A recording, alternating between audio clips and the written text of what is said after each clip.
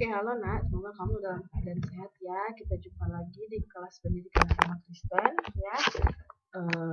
Ibu harap kemarin kamu sudah mendengarkan penjelasan yang sudah Ibu sampaikan karena pertemuan kita kali ini, penjelasan Ibu kali ini akan berkaitan, sangat berkaitan dengan penjelasan minggu lalu ya.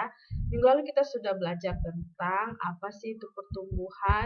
Kita sama-sama sudah sepakat bahwa setiap orang akan mengalami pertumbuhan ya, bagaimanapun caranya setiap orang akan mengalami pertumbuhan, akan mengalami pertambahan usia, kemudian seiring dengan pertambahan usia akan terjadi pertumbuhan di situ, dan itu adalah suatu keniscayaan. Tetapi kedewasaan itu tidak selalu tergantung pada pertambahan usia, artinya pertambahan usia adalah hal yang pasti, tetapi kedewasaan adalah pilihan. Artinya di sini kedewasaan itu tidak ditentukan oleh usia. Nah, seseorang kan menjadi dewasa, dikatakan dewasa ketika dia sudah memenuhi beberapa aspek sebagai berikut ya. Kemarin sudah kita bahas ada pertumbuhan menuju dewasa akan kita bahas melalui beberapa aspek, yaitu aspek jasmani, intelektual, sosial, emosional, moral, kemudian spiritual.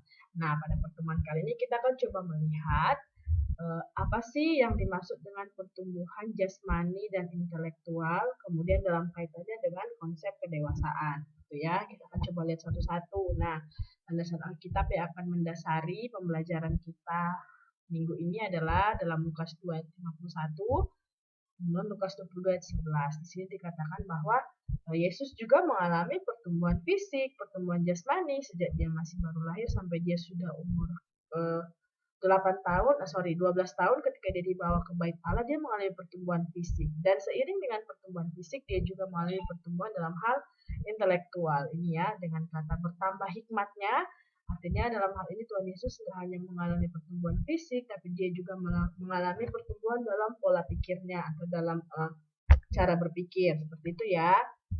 Kemudian Mazmur 22 ayat 11 lebih menegaskan konsep kita kemarin bahwa pertumbuhan itu dimulai ketika seorang janin masih berada dalam kandungan. Artinya dia masih calon manusia nih, yang dari segi kedokteran calon manusia ya, janin ya. Tetapi pertumbuhan itu sudah dimulai bahkan sejak seseorang itu sedang berada dalam kandungan, karena Tuhan sendiri yang memberkati pertumbuhan itu. Artinya Tuhan sendiri yang mengizinkan, menghendaki adanya pertumbuhan, sehingga sejak dari janin, kemudian kamu lihat kemarin kita udah putar videonya, mengalami pertambahan anggota tubuh ya, mulai bertumbuh dari mata, kemudian tangan, kaki dan seterusnya, sampai kemudian dia siap untuk dilahirkan untuk menikmati hidup di dunia luar. Seperti itu ya.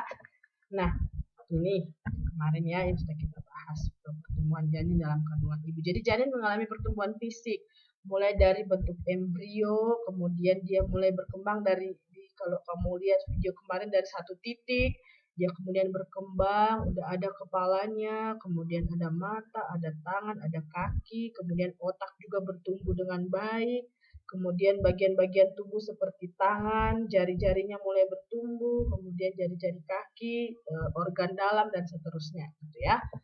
Nah, pertumbuhan manusia dimulai sejak dalam kandungan itu tadi ya, bukan dari hari lahirnya. Jadi ketika terjadi proses pembuahan ya, sejak saat itu maka proses pertumbuhan sedang terjadi di situ. Nah, setiap orang itu pasti akan mengalami pertumbuhan fisik, baik dia dalam kondisi sehat maupun kurang sehat. Artinya mengalami keterlambatan pertumbuhan pun itu bukan berarti dia tidak mengalami pertumbuhan. Artinya orang yang sehat maupun yang kurang sehat, ada kan beberapa orang tertentu yang mengalami sakit bawaan lahir ya, sehingga mengakibatkan pertumbuhannya terlambat. Tapi bukan berarti dia tidak mengalami pertumbuhan, dia mengalami pertumbuhan, hanya saja mungkin pertumbuhannya akan berbeda dengan mereka yang tidak mengalami sakit bawaan lahir gitu ya. Dan kemudian pertumbuhan orang itu pasti akan berbeda-beda. Artinya seseorang yang berumur 15 tahun jenis kelamin perempuan, dia pasti akan berbeda dengan seseorang yang berumur 15 tahun jenis kelamin laki-laki. Mungkin anak laki-laki ini bisa lebih tinggi ya, atau bisa lebih berat badannya dan sebagainya. Ataupun bahkan ketika kembar sekalipun, kembar identik pasti mengalami pertumbuhan yang berbeda-beda gitu ya. Mungkin ada yang saudara kembarnya lebih tinggi dari dia, atau perbedaan berat badan misalkan. Jadi artinya pertumbuhan itu adalah satu hal yang pasti, tetapi setiap orang akan mengalami pertumbuhan yang berbeda-beda, pertumbuhan fisik yang berbeda-beda, nggak akan sama gitu ya. Jadi pasti akan bertambah tinggi, akan bertambah berat, tetapi bertambah tinggi dan bertambah berat itu ukurannya pasti berbeda-beda gitu ya. Jadi setiap orang mengalami pertumbuhan fisik, tapi pertumbuhannya itu seberapa besar pertumbuhannya itu akan selalu berbeda satu dengan yang lain. Jadi di sini faktor yang mempengaruhi pertumbuhan fisik ini bisa kamu konfirmasi lagi ya sama Bapak apa ya, Bapak saya guru olahraga atau Bu Sabet guru biologi atau Bu Sri. Jadi faktor yang mempengaruhi pertumbuhan fisik, warisan atau genetik, kemudian gizi, kemudian juga emosi. Warisan atau genetik maksudnya seperti apa? Nah, contohnya seperti ini, kalau orang tuamu biasanya punya postur tubuh yang tinggi, minggu lalu Bu Siska bilang ya, biasanya kamu juga akan mendapat warisan tinggi badan yang lumayan ya, lumayan proporsional. Atau misalkan orang tuamu eh, berkulit hitam, misalkan sawo matang, sorry, sawo matang. Pasti ada di antara kamu kakak beradik atau bahkan kamu mewarisi ciri fisik ini gitu, berkulit sawo matang. Atau ada orang tuamu yang rambutnya ikal atau ada kerabat misalkan opung gitu ya, rambutnya ikal, kamu juga mungkin akan mewarisi ciri fisik seperti ini gitu ya. Atau eh, misalkan orang tuamu itu punya bentuk mata yang besar, misalkan bulat atau gimana, kamu juga mungkin akan mewarisi ciri fisik ini seperti itu ya. Jadi inilah yang akan membuat setiap orang mengalami pertumbuhan fisik yang berbeda-beda karena sesuai dengan genetik atau eh, sifat yang melekat dalam diri orang tuanya itu yang akan diturunkan seperti itu. Walaupun tidak menutup kemungkinan seperti ibu bilang minggu lalu orang tuamu tidak terlalu tinggi, tapi kalau kamu sangat memperhatikan makanan yang kamu makan, kamu gemar berolahraga, kamu memaksimalkan pertumbuhan fisik kamu, bukan tidak mungkin kamu bisa mendapatkan tinggi tinggi badan yang lumayan gitu ya, mungkin lebih tinggi dari orang tua.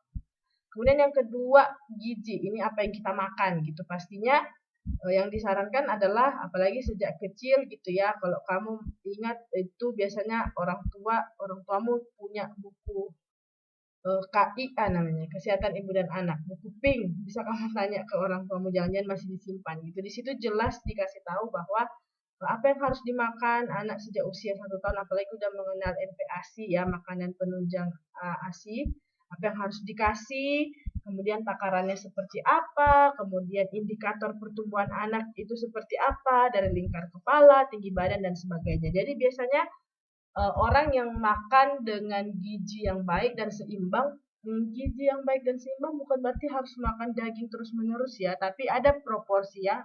Kalau kamu ingat makanan 4 sehat, 5 sempurna, ada makanan pokok, lauk pauk, kemudian ada protein di situ, baru kemudian ada buah dan sayur, baru terakhir tambah susu gitu ya. 5 sehat, 5 sempurnanya itu tambah susu. Kalau misalkan kamu makan dengan takaran yang seperti itu, tidak menutup kemungkinan kamu akan mengalami pertumbuhan fisik yang baik dan tentunya jauh dari sakit penyakit seperti itu ya. Jadi yang perlu dicatat adalah makanan yang bergizi itu bukan berarti harus makanan yang mahal, harus daging dan sebagainya, tetapi yang harus sesuai proporsinya, sesuai porsinya. Karbohidrat ada di situ, lemak ada di situ, protein ada di situ, serat ada di situ, cukup air putih, dan yang pasti harus juga dibarengi dengan olahraga ya. Kemudian emosi. Emosi ini sebenarnya lebih kepada seperti ini. Jadi ada beberapa orang dari segi psikologis terutama ya yang mengatakan bahwa anak-anak yang tumbuh dalam emosi yang kurang stabil, dalam keluarga yang tidak menekankan kestabilan emosi ya, atau misalkan dia tumbuh dari keluarga yang mungkin mamanya ada depresi atau seperti apa, atau dia tumbuh dalam keluarga yang tidak benar-benar mengenal anaknya dengan baik sehingga tidak bisa memanage emosi, biasanya itu akan mempengaruhi pertumbuhan fisik. Contohnya mungkin anak ini akan terlihat lebih kurus dari anak-anak pada umumnya, atau anak ini mungkin kebalikannya terlihat lebih gemuk dari anak-anak biasanya, tapi sebenarnya lebih kepada anak ini mungkin terlihat lebih cenderung ke sifat ya pemalu atau lebih tertutup daripada anak-anak yang lainnya seperti itu ya. Jadi makanya ini ibu letakkan ini di list yang ketiga karena sebenarnya tidak semua Oke, makanya kenapa Ibu letakkan ini di list yang ketiga, karena sebenarnya tidak semua, atau maksud Ibu gini, tidak semua orang yang berada dalam situasi kondisi keluarga dengan dengan latar belakang emosi yang tidak terlalu baik itu menunjukkan pertumbuhan yang tidak terlalu baik juga. Tidak semua gitu ya, tergantung orangnya. Jadi ada juga beberapa anak yang kemudian dalam penelitian para ahli gizi menyatakan dia mengalami keterlambatan stunting ya, keterlambatan pertumbuhan, salah satunya adalah karena berada dalam kondisi keluarga yang emosinya kurang stabil, mungkin karena mengalami kekurangan secara materi gitu ya, sehingga berpengaruh terhadap pemberian makanan ya, dan juga berpengaruh terhadap suasana hati dari keluarga itu gitu ya, seperti itu. Nah, kita coba lihat slide selanjutnya. Nah, jadi gimana cara menjaga kesehatan jasmani? Jadi, pertumbuhan jasmani ini tidak lepas dari namanya kesehatan jasmani. Artinya, kita akan mengalami, semua orang akan mengalami pertumbuhan jasmani, tetapi satu yang harus digarisbawahi adalah pertumbuhan jasmani ini harus dipelihara supaya pertumbuhan jasmani ini akan berbarengan dengan kesehatan jasmani, gitu ya. Ada orang yang mengalami pertumbuhan, dia gemuk, makin hari makin tambah gemuk, tapi ternyata kegemukannya itu tidak sehat, gitu ya, sehingga yang harus diperhatikan adalah kita makan makanan yang menyehatkan perut, tidak hanya mengenakkan perut atau mengenakkan lidah, tidak hanya enak di lidah, tapi juga baik untuk perut, gitu ya, tidak hanya enak di lidah, tapi juga baik untuk perut, supaya pertumbuhan jasmani kita seiring sejalan dengan kesehatan jasmani, gitu ya. Apa yang harus kita lakukan? Memperhatikan asupan gizi makanan yang dikonsumsi setiap hari. Itu tadi ya, jangan cuma cari makanan yang enak di mulut tapi tidak enak di perut, tidak baik di perut. Pilih makanan ini, makanan yang enak di perut, bukan enak di mulut, gitu ya. Baru konsumsi 4 sehat 5 sempurna. Hindari minuman beralkohol, rokok, narkoba, dan lain-lain, ataupun hal-hal yang bisa mengancam kesehatan. Contohnya tidur terlalu malam, atau kemudian makan terlalu banyak makanan manis, kurang minum air putih, minum minuman bersoda, dan sebagainya. Nah, selain kita mengalami pertumbuhan jasmani, kita juga harus bisa memperhatikan kesehatan jasmani, supaya pertumbuhan jasmani itu benar-benar terjadi karena kita sehat gitu ya, kita tidak gemuk karena kita banyak makan makanan yang mengandung gula, tapi karena kita bertambah berat badan karena kita memang benar-benar makan makanan yang 4 sehat 5 sempurna. Nah, sekarang kita masuk ke bagian yang kedua, pertumbuhan intelektual. Nah, apa sih intelektual? Kalau kamu buka di Kamus Besar Bahasa Indonesia, intelek ini berasal dari bahasa Latin intellectus, yang berarti pemahaman, pemikiran, atau kecerdasan. Intellectus yang berarti pemahaman, pemikiran, atau kecerdasan. Nah, orang akan disebut intelek pada keadaan apa? Orang akan disebut intelek jika dia memiliki pikiran yang memandang jauh ke depan, kemudian dia mampu menganalisa semua kejadian baik dari masa lalu dan masa kini, kemudian memprediksikan masa depan ya, apa yang akan terjadi di masa yang akan datang. Kemudian dia menemukan jawaban yang tepat untuk kepentingan masa kini dan masa yang akan datang. Artinya gini, orang intelek itu dia akan mengambil keputusan itu akan dipikirkan matang-matang.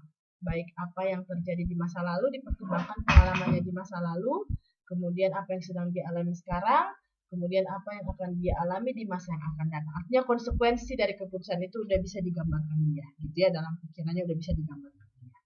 Kemudian seorang disebut intelek ketika dia selalu membuka diri dalam menerima ilmu pengetahuan atau sharing dengan orang lain. Nah, orang yang intelek itu dia selalu biasanya tidak merasa dia paling pintar ya, walaupun dalam kata sehari-hari orang intelek gitu, orang pintar, tapi orang intelek itu biasanya dia juga selalu mau belajar banyak hal, mencari tahu lebih banyak lagi, bahkan mau mendengarkan orang lain.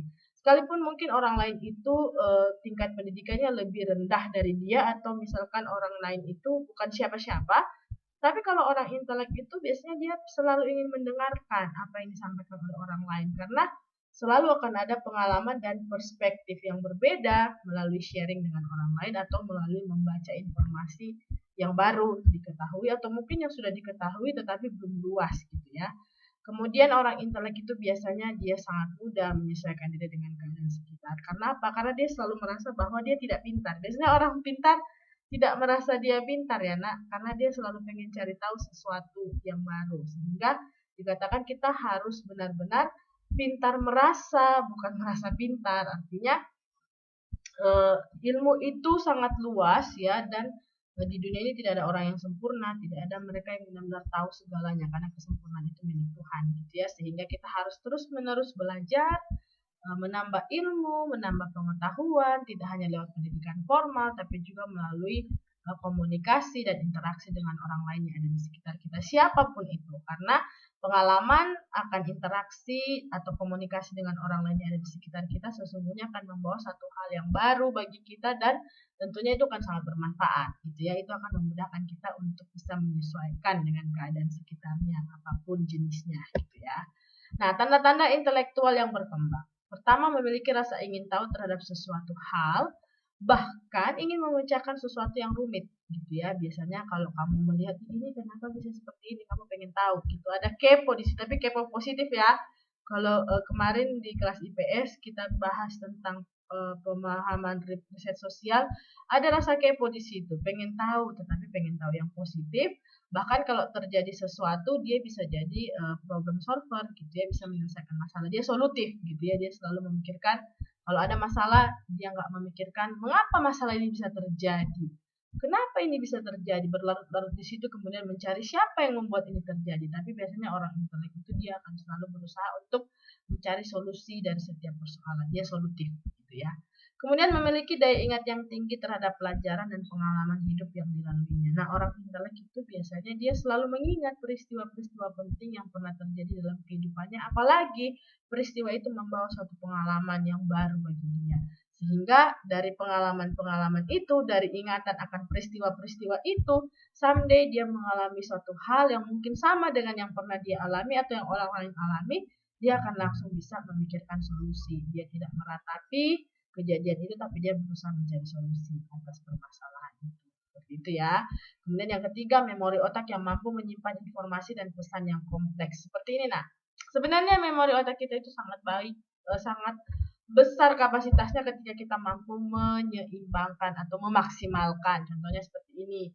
Wajar kita sering lupa terhadap hal-hal receh ya, hal-hal remeh temeh gitu ya, hal-hal hal-hal yang rutin terjadi dalam kehidupan kita. Contohnya lupa mengerjakan tugas, okay, atau lupa bahwa lampu kamar belum dimatikan gitu ya.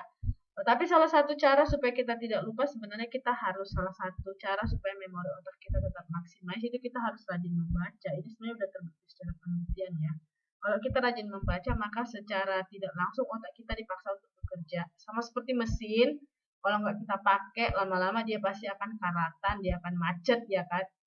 Di mobil aja pun kalau mau dipakai setelah semalaman dia mati mesin harus dipanaskan. Seperti itu juga otak manusia. Jadi salah satu cara biar kita tidak lupa, pertama rajin baca buku, kemudian yang kedua mulai buatkan list detail, list ya, list to do list TDL, apa yang harus kamu lakukan. Contohnya kamu nih siswa habis mata pelajaran, habis pembelajaran hari Senin ya, jam 1 sampai jam 2 makan siang, jam 2 kalau udah remedial silakan. Tapi kalau tidak remedial kamu bisa checklist lah di di rostermu. Misalkan mata pelajaran pertama hari Senin ada tugas tidak? Kalau ada tentukan, tuliskan deadline-nya kapan. Kemudian mata pelajaran kedua dan seterusnya. Bahkan kamu bisa coba kamu cek lagi apa yang sudah kamu lakukan selama seminggu. Hari Jumat sore kamu cek lagi ya, kamu checklist lagi apa yang sudah kamu kerjakan, termasuk kamu cek lagi tugas mana yang sudah saya kerjakan, kapan deadline-nya dan seterusnya. Seperti itu ya. Jadi itu adalah salah satu tips supaya kita bisa mampu memaksimalkan memori otak kita, memori dalam pikiran kita, supaya kita tidak gampang lupa. Artinya kita selalu siap dalam segala hal gitu ya. Sebelum kamu memutuskan hari Sabtu mau weekend ngapain, main game kah, atau nonton drakor, atau main-main dekat rumah ya, atau delivery makanan dari mana, Pizza Hut atau apapun itu, atau ke Polak bantuin mama, ngapain pun itu hari Sabtu, pastikan hari Jumat sore kamu sudah checklistkan apa saja yang sudah kamu kerjakan seminggu itu, kemudian checklistkan tugas apa saja yang akan kamu kumpul dalam minggu itu atau dalam minggu depan. Seperti itu ya, salah satu tips dari Bu Siska. Next, nah landasan Alkitabiah tentang pertumbuhan intelektual dari Kolose 2 ayat 3. Oke, landasan Alkitabiahnya bisa kamu baca ya dari Kolose 2 ayat 3, kemudian Yakobus 3 ayat 17. Dikatakan bahwa sesungguhnya hikmat itu pertama-tama berasal dari Tuhan. Artinya sebenarnya setiap orang dikasih kepintaran yang sama sih, ya, artinya jelas di mandat ilahi itu dikatakan semua manusia mendapatkan akal budi karena dia merupakan citra Allah di dalam budi. Nah, kemudian kenapa ada orang yang betul-betul cerdas, pintar gitu kan? Itu apa? Karena apa? Karena dia tekun. Ya, karena dia tekun selalu memaksimalkan kemampuannya dalam berpikir. Gitu ya. Jadi sebenarnya semua orang dari Tuhan Allah sendiri dikasih kok apa hikmat yang sama, akal budi yang sama. Tapi kemudian kenapa ada orang yang lebih berhikmat? Karena dia memaksimalkan kemampuannya dan kemudian dia mengandalkan Tuhan dalam rangka mengaplikasikan hikmatnya. Kamu ingat ya Raja Salomo ketika dia menjadi raja, dia tidak meminta harta, dia tidak meminta kekayaan, dia tidak minta kedudukan, tapi dia minta hikmat. Artinya dia minta supaya Tuhan sendiri yang memberkati akal budi yang Tuhan berikan kepada dia, biar Tuhan sendiri yang memberkati itu, menghendaki itu. Kemudian biar Tuhan sendiri yang akan memberikan kepintaran kepada Raja Salomo, kepada hikmat ya, kita sebut dengan kata hikmat, kebijaksanaan, supaya kemudian dalam kehidupannya dia mampu memaksimalkan hikmat yang Tuhan beri kepada dia. Ya, walaupun dalam perjalanannya kalau kamu lihat pada akhirnya juga ketika dia tidak mampu menguasai diri, justru hikmat yang dia miliki ini membawa dia jatuh ke dalam dosa gitu ya. Dia lupa bahwa hikmat itu yang punya Tuhan, dan dia kemudian menjadikan hikmat itu sebagai kepunyaannya sendiri untuk dirinya sendiri gitu ya. Ternyata segala sesuatu yang berlebihan juga itu tidak baik jika tidak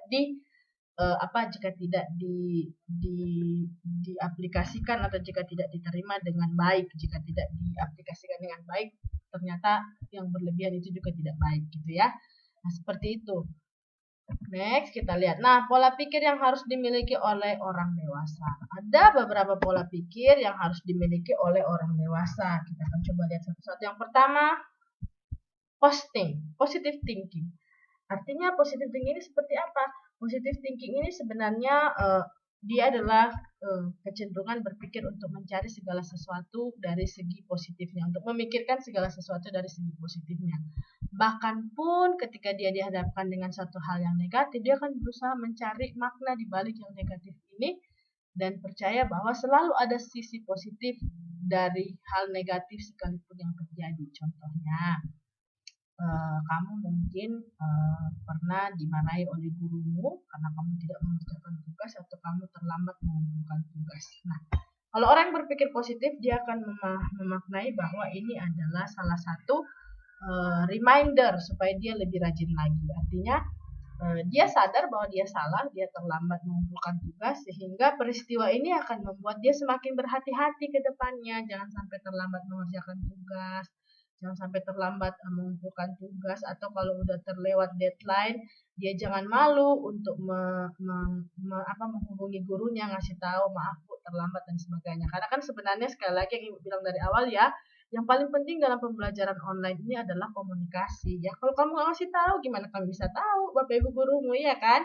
Tapi kalau kamu ngasih tahu, ya tentunya Bapak Ibu guru akan dengan sangat bijaksana memberikan toleransi. Nah, kembali tadi, cara berpikir positif. Ketika dia dimarahi oleh gurunya ya, atau mungkin di WA panjang lebar ya, diberikan ceramah kurang lebih 2 SKS, kalau dia berpikir positif, dia akan memahami bahwa ini adalah salah satu cara Tuhan mereminder dia, mengingatkan dia bahwa lain kali kalau terlambat mengerjakan tugas, hubungi guru, langsung komunikasi, kemudian lain kali kalau ada tugas, perhatikan deadline-nya biar tidak lupa, gitu ya. Kalau itu ditanggapi dengan cara berpikir positif.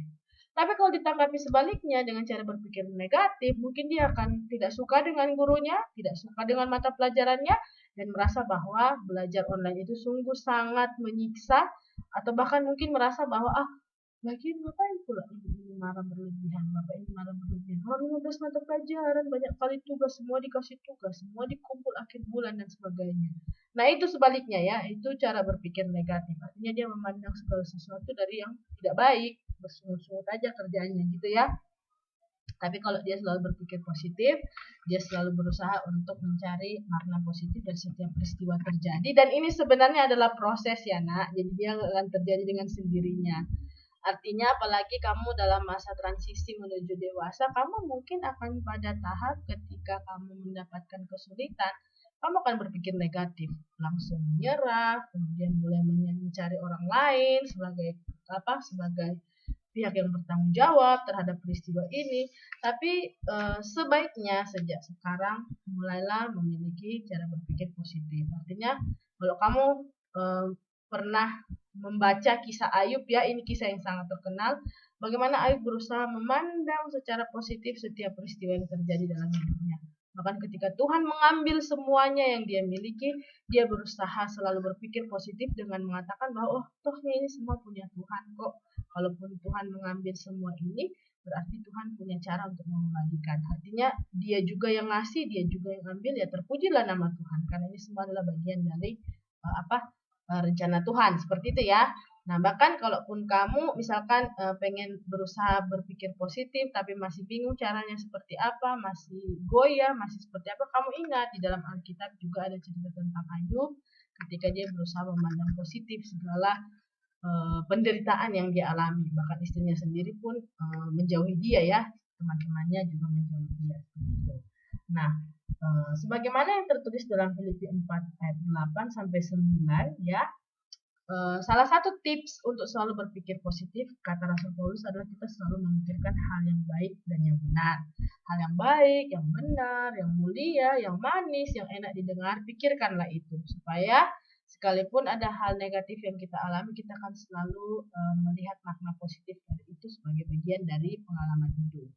Seperti itu. Next, cara berpikir proaktif. Ini dari kata pro dan aktif.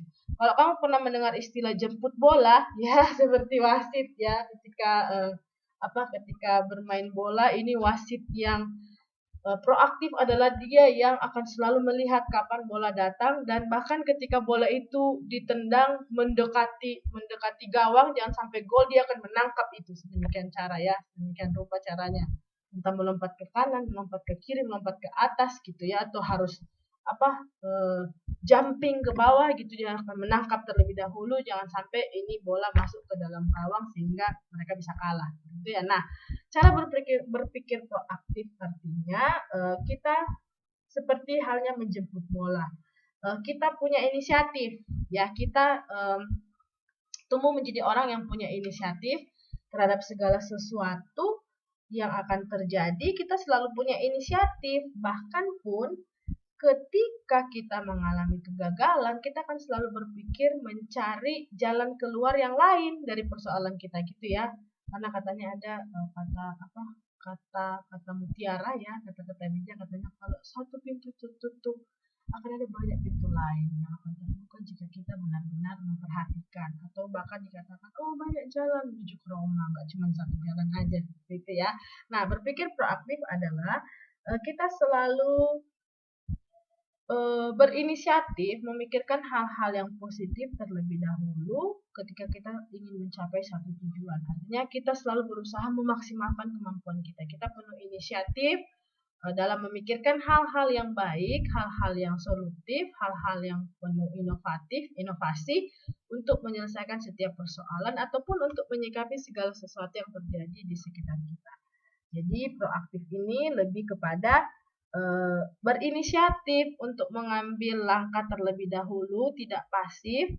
Tetapi dalam artian di sini inisiatif sesuai dengan konteks ya nak, jangan pula kamu terlalu inisiatif padahal sebenarnya ujung-ujungnya salah gitu ya. Jadi orang yang proaktif itu dia akan selalu memikirkan beberapa inisiatif yang perlu dia lakukan, tapi tentunya terhadap inisiatif itu dia akan bertanggung jawab gitu ya. Apa saja konsekuensi dari inisiatifnya yang dia lakukan, inisiasinya apa saja konsekuensinya, dia akan bertanggung jawab. Pastinya inisiasi yang dilakukan dia ini sebaiknya membawa kebaikan gitu ya, bukan asal coba-coba gitu ya. Proaktif bukan berarti coba-coba gitu ya, aku ada inisiatifku, coba inilah, coba ini, tidak, tapi dia benar-benar memikirkan bahwa apa yang mau dia sampaikan ini, tindakan apa yang mau dia ambil ini benar-benar tindakan yang baik untuk kepentingan diri sendiri maupun kepentingan orang banyak. Kemudian jika ada konsekuensi yang timbul dari itu, dia akan bertanggung jawab terhadap konsekuensi itu.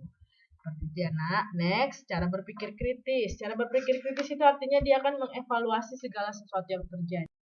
Oke, cara berpikir kritis. Cara berpikir kritis itu artinya dia akan selalu mengevaluasi, menganalisis segala sesuatu yang terjadi atau bahkan informasi yang dia dapatkan atau apa yang terjadi dalam kehidupannya ya, kenyataan-kenyataan hidup yang dialaminya, dia akan selalu mengevaluasi itu.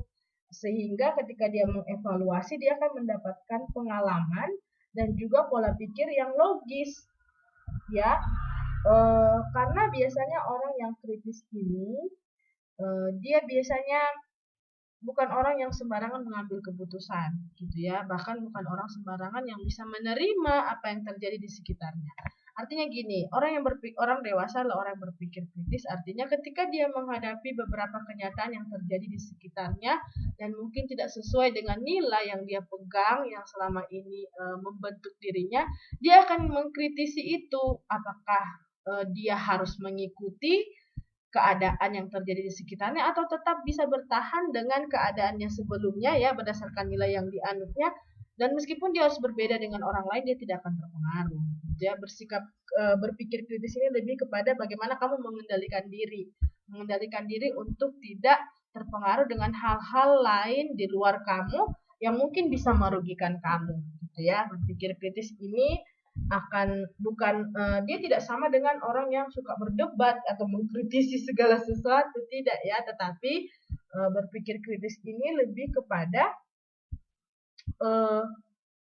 dia akan coba menimbang-nimbang terlebih dahulu ya, dia netral terhadap segala sesuatu yang terjadi di sekitarnya, tapi dia akan coba menimbang-nimbang terlebih dahulu apakah dia akan setuju dengan keadaan di sekitarnya itu atau dia akan menolak. Dan kalaupun dia menolak, dia tidak akan menunjukkan sikap yang defensif atau melawan. Artinya kalau kamu orang yang berpikir kritis ya, artinya begini, kamu kan pasti di sekitar sana, di luar sana, ketika kamu mengalami belajar online ini akan semakin banyak tantangan yang kamu hadapi. Contohnya ujian nih, meskipun udah diawasi pakai Zoom ya, kamu pakai 2 device, tapi kan nggak menutup kemungkinan kalau kamu punya handphone satu lagi, kamu bisa searching jawaban misalkan, yang mana bisa kita lihat kan, cuman kita bisa lihat posisimu.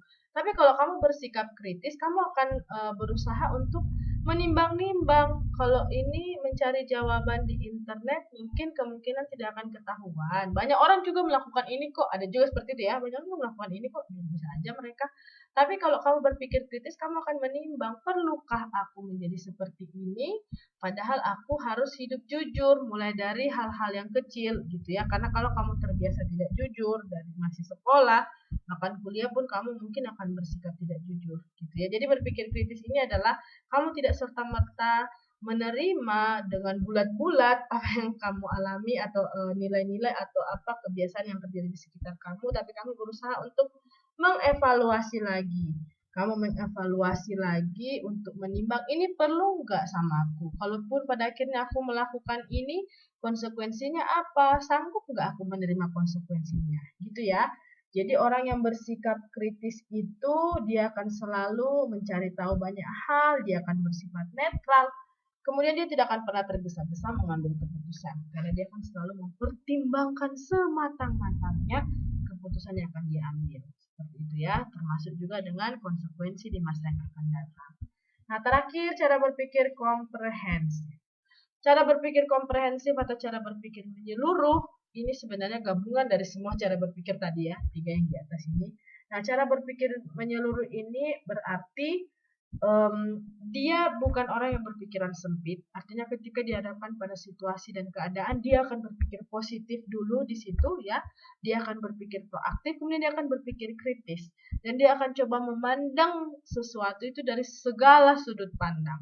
Misalkan dia menerima informasi nih, ini misalkan informasi tentang vaksin. Ini kalau vaksin katanya ada berkaitan dengan antikris. Ini sempat ya kemarin heboh karena kita akan dapat chip seperti itu. Nah, kalau dia berpikir komprehensif, dia akan coba mencari tahu terlebih dahulu ini vaksin maksudnya untuk apa, terus kenapa harus divaksin, terus kenapa juga orang ada mengaitkan vaksin dengan akhir zaman, dengan antikris gitu ya. Jadi orang kalau berpikir komprehensif, dia selangkah lebih maju. Dia ya, selangkah lebih maju dalam memikirkan dalam pemikirannya bahkan melebihi dari orang-orang yang berpikir biasa aja. Dia akan memikirkan segala sesuatu dari semua sudut pandang ya. Dia akan berpikir positif, dia akan berpikir proaktif, dia akan berpikir kritis. Kemudian ketika dia sudah berpikir komprehensif, segala sesuatu yang menjadi hasil keputusan dari proses berpikirnya ini akan mampu dia tanggung jawab ya. Konsekuensinya seperti apa, dia akan konsisten untuk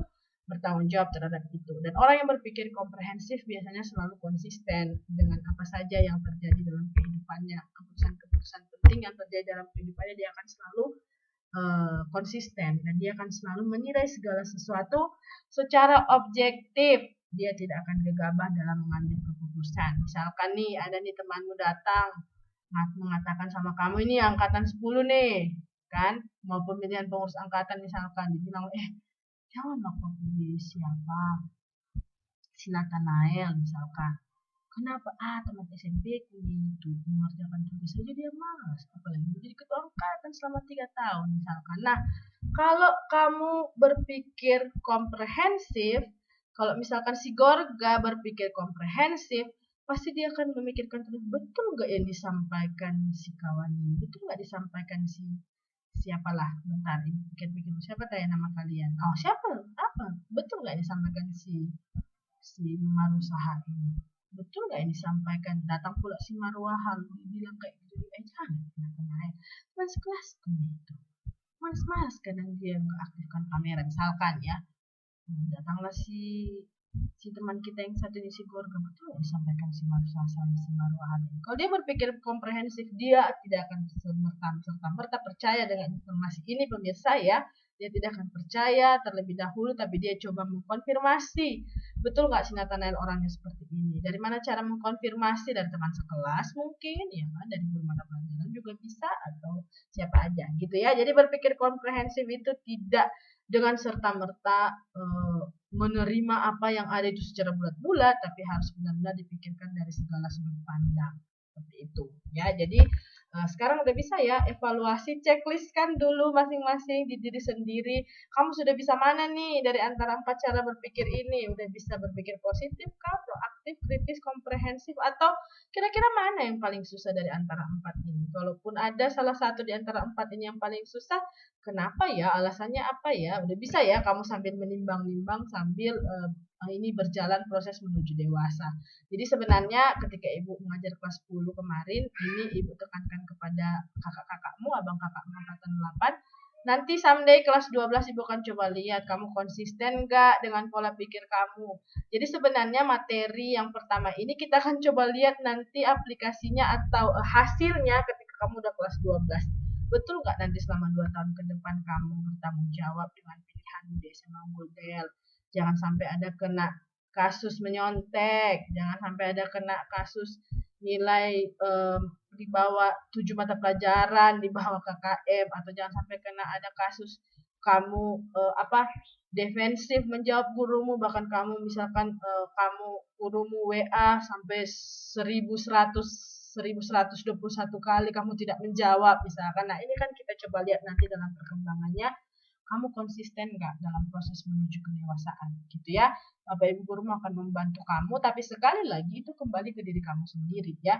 Seberapa besar pun bantuan guru dan orang tua sama kamu, mendukung, memotivasi kamu, tapi kalau tidak mulai dari diri kamu sendiri itu percuma ya, nonsen. Kalau orang Batak bilang 2H, holan hata gitu ya. Jadi berusahalah untuk mengaplikasikan apa yang kamu dapatkan melalui pembelajaran ini, karena pada akhirnya proses ini akan sangat bermanfaat untuk kamu di masa yang akan datang ya. Someday kalau kamu sudah kuliah, lulus kuliah, sudah kerja, kamu akan sangat berterima kasih kepada Bapak Ibu gurumu pernah memproses kamu seperti ini, karena sebenarnya proses ini akan sangat bagus untuk masa depan kamu. Seperti itu ya. Oke, kita jumpa nanti di kelas diskusi. Bu Siska sangat berharap kamu mau diskusi ya, kita interaktif sambil kalau kamu mau sharing silahkan ya, supaya kita semakin berkembang ke depannya. Terima kasih atas perhatian kamu. Sehat-sehat kita semua ya. Sampai jumpa minggu depan. Thank you.